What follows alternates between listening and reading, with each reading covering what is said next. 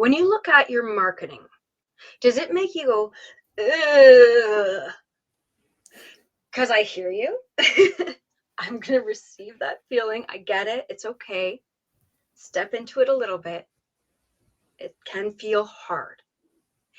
And we can fix it. Let go of the ick. And let's talk to Ray, because she's here today to tell us a little bit about herself, why this topic matters to her, and why it should matter to you. Ray, welcome to the show. Thank you. Thank you so much for having me. Tell the world a little bit about yourself, because we need to know, because there are too many people who are just ready to about their marketing. Yeah, I hear that a lot. So, real quick, my background is actually not in marketing. I started out in the field of psychology. So, I have a bachelor's degree in psychology, a master's in professional clinical counseling and marriage and family therapy, and a master's in criminology. And while I was on track to be a counselor in the prison system, and I worked in a drug rehab center and a community counseling center and a mental hospital, all the while I was putting myself through school in this new career path by freelance writing. And eventually I decided I was so burned out on the revolving door of the mental health world that I threw myself full time into my freelance writing business. And now, 17 years later, here we are, and I've married the two into a marketing agency where we really combine the power of understanding not just psychology and neuroscience, but also the emotion that goes along with decision making and human behavior, and combining that with marketing in order to get rid of that ick factor. Because I've talked to so many businesses who they tell me, hey, I need you to tell me what to do with my marketing. And I hate social media. I hate marketing myself. It just feels so icky. And that is such a common problem. And the real issue at heart there is that so much of what we learn about marketing online, so much of what we receive as consumers is manipulative marketing. So everything that I do for our clients and everything I teach people who want to do it on their own in-house is to not be manipulative and to really be the connector, the problem solver. Well, there we are. If anybody's been on this ride with me for long enough, you know that I've just fallen in love. And everybody sees me scribbling notes as people are talking. And this time I've got almost a novel written just from everything that you've shared with us just now. Because one of those things that just irks me to my core is this, what I was calling misleading marketing. I think that your word is a lot stronger. It's manipulative. And this is rooted in, bullshit rhetoric. Yeah. This is propaganda. This isn't real connective, relationship forming, long-term, sustainable marketing, right? Exactly. Yeah. The marketing that we're right. And the marketing that we're used to, especially as consumers on the receiving end, is FOMO. It's scarcity. It's buy this now or you're dumb, or buy this now or you're missing out, or buy this now or you're going to be wasting money in the future. It makes people feel like they're being pressured into doing something that they wouldn't normally be doing. And that is the thing that is causing all of this ick is for too long, people have confused marketing and sales. That is a sales tactic used at a point when someone is not ready to make a purchase. Whereas what marketing should be is exactly what you said, which is a relationship building. It needs to be a gradual, slower, longer term process of learning about each other and then allowing someone to take steps closer to you on their own volition, as opposed to trying to wrangle them in and manipulate them and corral them and then drag them to the cart. That's not what marketing should be. It should really be a problem solution, very symbiotic relationship. I think that you make a really good point in that comparison with sales, because truly those kind of smarmy tactics in sales, they're only needed, and I'm going to use bunny ears here, they're only needed if you haven't really done a good job with your marketing. Exactly. Yeah. And they really do. They hold hands. They work together if you let them. Right. And often when I go into a new company and I look at the two teams, the sales and marketing teams, they're pointing fingers at one another. They're going, oh, sales is saying, oh, marketing's not getting us good enough leads. And marketing saying, we're getting you leads. You're just not closing. You're not doing your job. And the problem is they become these rivals when really they should be two halves of the same coin. So one of the first things I do when I start with a new team at a new company is healing that internal relationship so that sales can feed language to marketing and say, hey, look, this is what I've learned. This is what I'm hearing from the people I'm talking to. They're struggling with this, or they're not ready to buy yet because of this, or they're giving me this answer, or this excuse, or this no, or they're telling me, yes, they're ready because of XYZ. Then suddenly we can use that in marketing, and marketing's job really, and I know a lot of marketers are going to hate me for saying this, but marketing's job should be to make the sales team's job easier.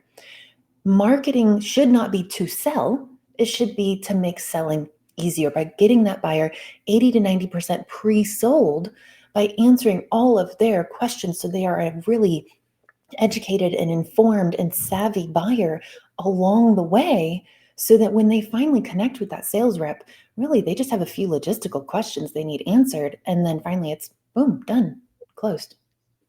And that's exactly it. And that's something that I think people confuse, is this idea of conversion within the world of marketing. Because in marketing, a lot of times when you're saying conversion, you're not necessarily meaning the sale. Right.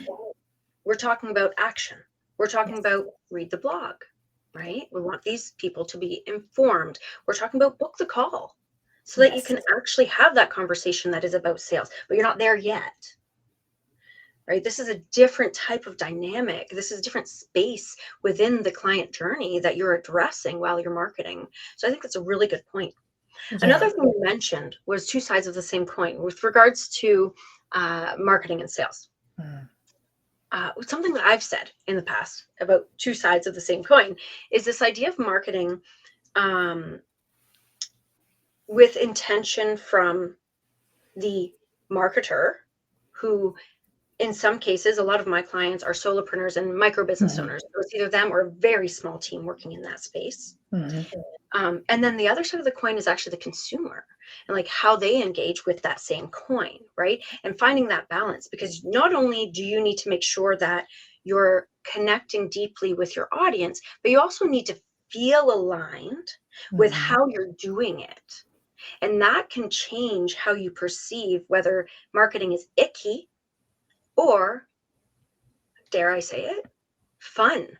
Right. And that's the thing is people don't even think marketing can be fun. They think, oh, I'm going to have to sell my soul in order to sell my services or sell my product. That's not the case.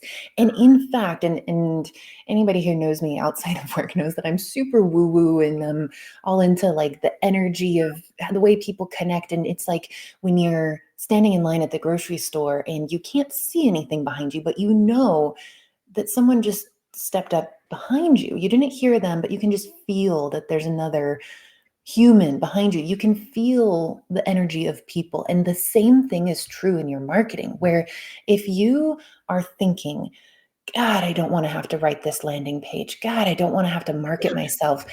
But you do it anyway and you publish it. People are going to feel that same ick and like, please don't look at this kind of vibe as they're experiencing your marketing. Whereas if you throw everything, throw all the shoulds out the window of, I'm supposed to do this or I should be doing this. Yes, exactly. Exactly. Your book. Love that. If you That's throw all those shoulds out and you just think about what would I really love to create, and you can't stop there though, that's not enough. It's also what would actually be helpful to the people that I want to connect with. Because when you're building that bridge, you can't just build your side, you also have to build the other side, and it has to be equally as strong. So a lot of that's another place where a lot of people go wrong, where they just say, I'm just going to talk about what I love and I'm just going to talk and talk and talk. Well, yeah, you're talking and that's great. People are learning about you, but you're not solving their problems. So they have no reason to come closer to you. And if you do that, you start with what you love and gets you passionate and gets you riled up. And I'm just like, bouncing in my chair here, just talking about the stuff that I love. And then you also think, what could I do? What could I create that would help people? That's when you're going to find your marketing magic. Absolutely. I love the bridge idea. I've always thought that, you know, asking people to take a leap in your Hmm. marketing is a challenge, right? You want to build them the Right. bridge and meet them where they're at. But the other idea here is, if somebody's really visual as well, is the idea of the Venn diagram. Circle, Yes. circle, the overlap. That's where you create, right? Where what Yes. excites you, what's going to excite them, create right in the middle. And Right. that's what's going to get you kind of lit up. And that doesn't stop at just the uh, themes and topics that you talk about. That also includes like how you go about doing it. Yeah. Do Yeah. you love to dance on TikTok? Then freaking do it that way, man. Like, go nuts. You know Yeah. what? That it's okay. You want to write a blog? Awesome. Leverage that. Whatever makes you joyful is where you should be kind of narrowing your attention. But you also said something earlier that really tickles my fancy, and it's this idea of the savvy buyer. It's this idea of Mhm. keeping people informed, but also understanding that they're already very informed. Like, how do we address that? We don't want to just throw more shit on the pile, so to speak. Right. Right. Yeah. So when I talk about a savvy buyer, there's two aspects of that. There's one, which is buyers nowadays, and this goes for B2B and B2C, they are savvy. We all know what's a commercial nowadays. We all know what is. So there's this great South Park episode where they talk about content marketing and how, oh, wait, no, that's not actually news. That's actually an ad. And it's, oh, just write some articles about car insurance and how today's consumers need to be really scrutinizing and just link to Progressive or just link to Allstate. That's advertising. That is content marketing.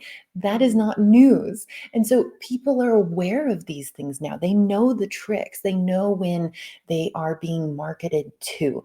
And so one thing that I think has really evolved in the last 10 years, especially, is companies must have a newfound respect for their buyers.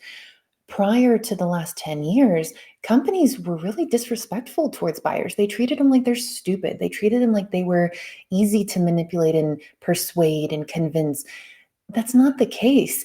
It really shouldn't have been before, but it's especially not now. And you have to treat your buyers with respect. You have to say, hey, look, I know you can see through the fact that I'm reaching out to you on LinkedIn and you're probably expecting me to try and sell you something.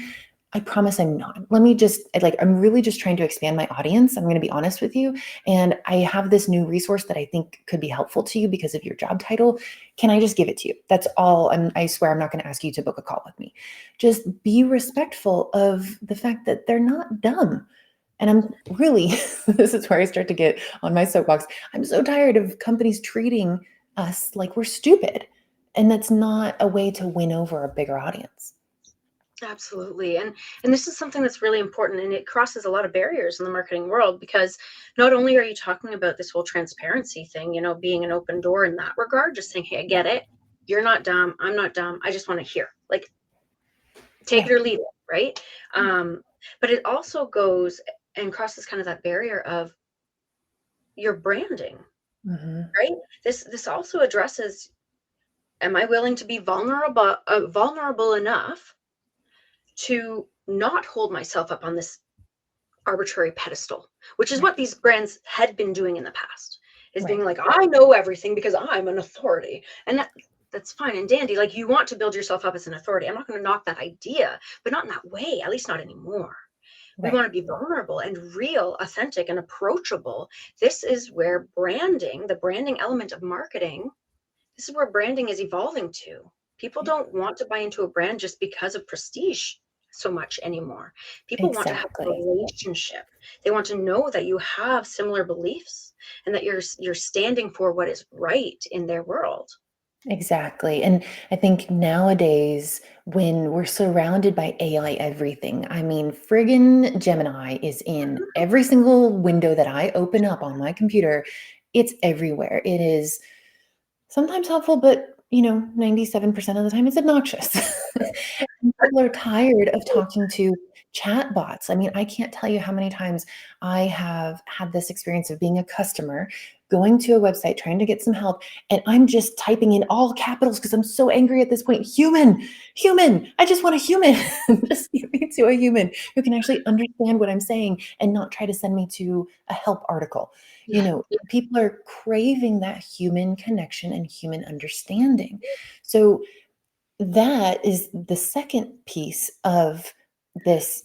What makes a savvy buyer? One is they're savvy to marketing strategies and they know how to recognize being manipulated nowadays.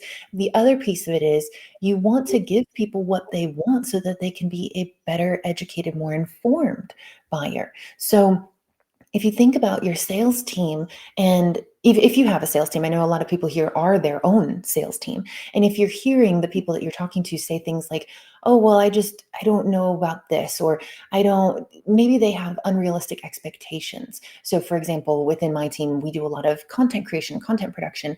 And one of the things that we do, which is content enrichment to help people climb up the rankings in their content, it's a long process. It takes us 9 weeks, and we can do multiple pieces of content at once, but it's a 9-week process.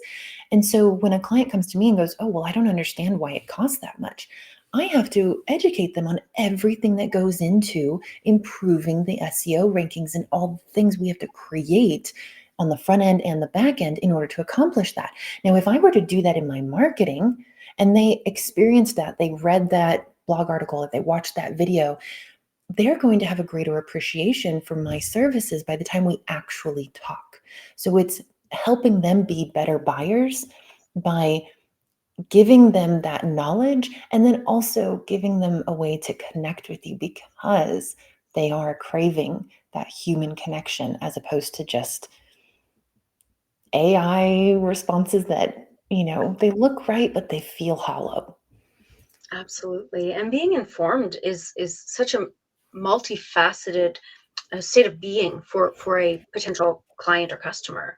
I Yeah. think that, you know, you can also lean into this whole misinformed, Yeah.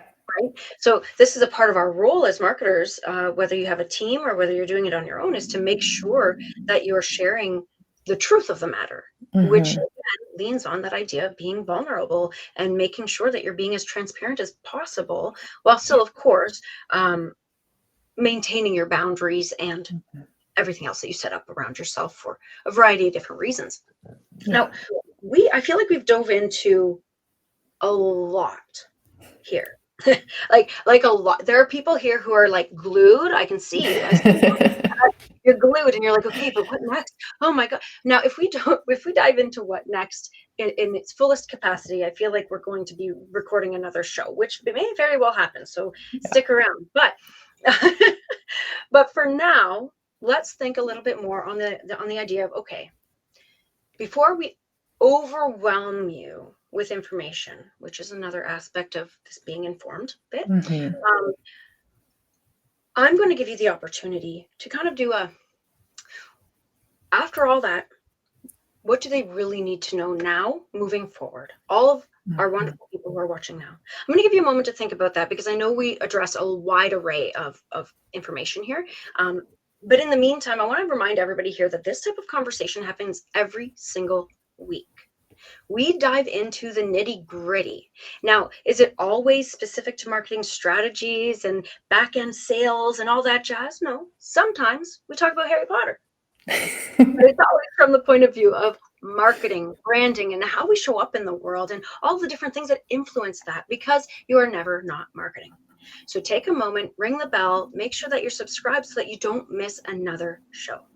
With that, I'm going to take a back seat. And Ray, please tell the people what they need to hear. Yeah. So, we started this episode talking about how to get that ick factor out of your marketing. And one of the things that I will always gladly get on my soapbox about is that marketing is heavily influencing the way that consumers feel. There was a study that I just looked up the other day that says that adults by the year 2026, adults will spend 12 hours and 36 minutes consuming media. Now, that's typically in a multitasking scenario most of the time throughout our days. But between the news that we hear and the radios we play in our cars, or the, Spotify and Pandora that we listen to while we're driving, and then we have podcasts that we consume, and videos that we watch, and social media that we scroll through, and TV shows that we watch, and the previews that come on before, there's so much media that we're consuming. And that has a huge impact on the way that people feel. And it's my personal mission to heal the relationships between businesses and buyers. And that starts with companies understanding that they cannot make their audience feel crappy. They have to make them feel good, and they have to provide the solution that they're promising. So if we go back to that idea of the absolute bare necessity of how to get rid of the ick factor in your marketing, it goes back to that golden rule that we all learned as a kid. Treat people the way that you want to be treated, because ultimately your marketing is how your business treats people. That is the mechanism by which you treat people. So treat them well. Do marketing that you love and that you would feel good about experiencing as a consumer on the other side of it. Just go back to that golden rule.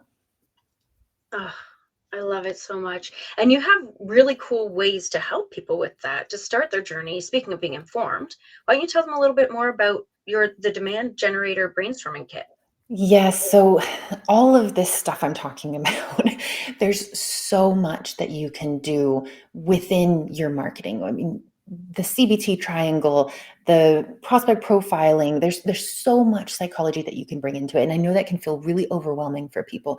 So where I like for people to start is with this demand generation brainstorming kit. And you can get this for free of pretty much everything that I do for my clients. I also give away templates and tools and tutorials for free, so that if you can't afford to outsource help, you can do it within your own business on your own. And this demand gen brainstorming kit will get you started on that. And it's how to really brainstorm what is that content that's going to be helpful to my target audience. And then when you, as you said, Shauna, overlap that with the Venn diagram of what do I love to create? What am I excited to create? That's where you're going to find your starting point. That's your sweet spot.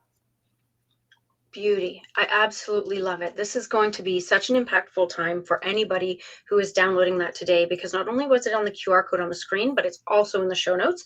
You want to get in there and find out exactly, even if you think that you've got it done, right? Review it. If you haven't refreshed it in a hot minute, review what you're doing. See if there's any gaps you can fill or any clogs you can stretch out. This is the way to do it, to dive into amazing resources like Ray. Now, with that, don't forget that I'm here for you too. So if you want to reach out and just ask a few questions, I always like to make sure. I doubt that I have the repertoire of resources that Ray has in her back pocket, but pocket.